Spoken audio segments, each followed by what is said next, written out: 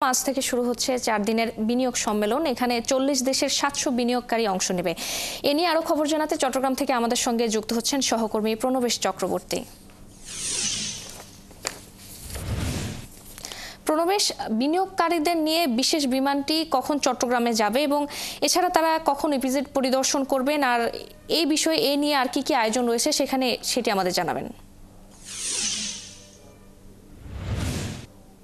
আয়োজনে যে বিনিয়োগ সম্মেলন 2025 তারই অংশ হিসেবে আজকে কোরিয়ান ইপিজেডে বিদেশি বিনিয়োগকারী, বিশেষ করে 26 জন দক্ষিণ কোরিয়ান বিনিয়োগকারী সহ আর বিদেশি বিনিয়োগকারীরা এখন কোরিয়ান ইপিজেডে এসে পৌঁছেছেন।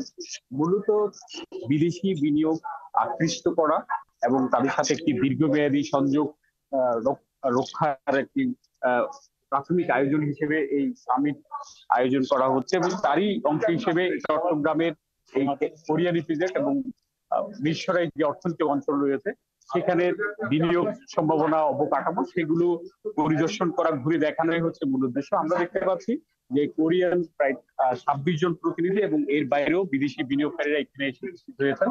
তারা কোরিয়ান ইপিজেডের সার্বিক পরিস্থিতিগুলো তারা পরিদর্শন করছেন, দেখছেন এবং তাদেরকে এখানে কোরিয়ান ইপিজেড এবং বাংলাদেশ বিনিয়োগ উন্নয়ন কর্তৃপক্ষ পক্ষের যারা প্রতিনিধি রয়েছেন তারা এখানে রিসিভ করেছেন এবং তাদেরকে এখানে পুরো অবকাঠামো তো বটেই, পাশাপাশি কি কি সুযোগ সুবিধা রয়েছে, কারণ একটি অর্থনৈতিক অঞ্চলে বিনিয়োগ করতে গেলে এখানে অবকাঠামো একটি খুবই গুরুত্বপূর্ণ বিষয়। এর বাইরেও এখানে অবকাঠামোর পাশাপাশি যেসব সেবা যেগুলো রয়েছে, বিশেষ করে বিদ্যুৎ, পানি এবং অন্যান্য কারখানা তৈরির জন্য যেসব প্রয়োজনীয় উপাদান যেগুলো, সেগুলোর সুযোগ সুবিধা কেমন রয়েছে সেগুলো তারা পরিদর্শন করে দেখবেন। তো এখানে আমরা দেখতে পাচ্ছি কোরিয়ান ইপিজেডে যেসব উৎপাদিত যেসব বিভিন্ন ধরনের সামগ্রী রয়েছে সেগুলো তারা এখানে যেমন দেখছেন, পাশাপাশি এখানকার সার্বিক পরিস্থিতিগুলো তারা দেখবেন। মূলত 4 দিন ব্যাপী এই বিনিয়োগ সম্মেলনটি চলবে।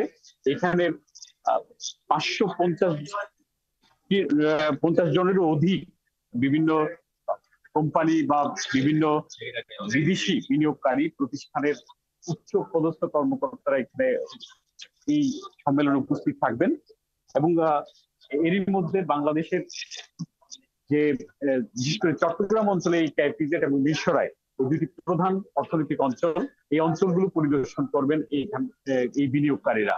পরবর্তীতে ঢাকার মূল আয়োজনটি হচ্ছে ঢাকার কন্টিনেন্টাল হোটেলে সেই মূল আয়োজনটি রয়েছে।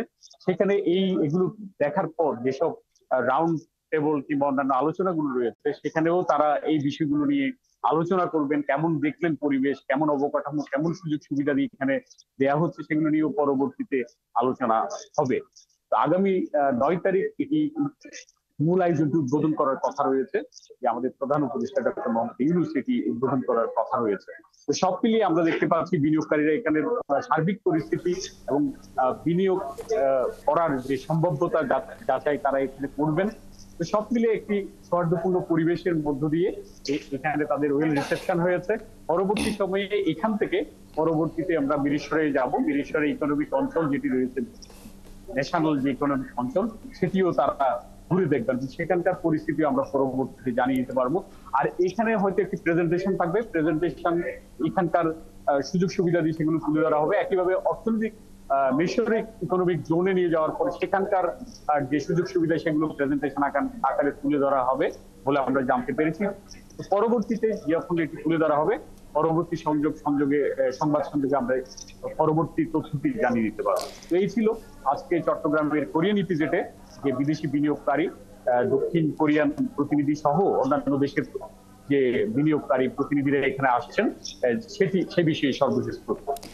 ধন্যবাদ প্রণবেশ আমাদের সঙ্গে যুক্ত হওয়ার জন্য। আমরা পরবর্তী সংবাদ সংযোগে আপনার কাছে আবারও যাব। দর্শক, চট্টগ্রাম থেকে 4 দিনের বিনিয়োগ সম্মেলনের খবর জানাচ্ছিলেন সহকর্মী প্রণবেশ চক্রবর্তী।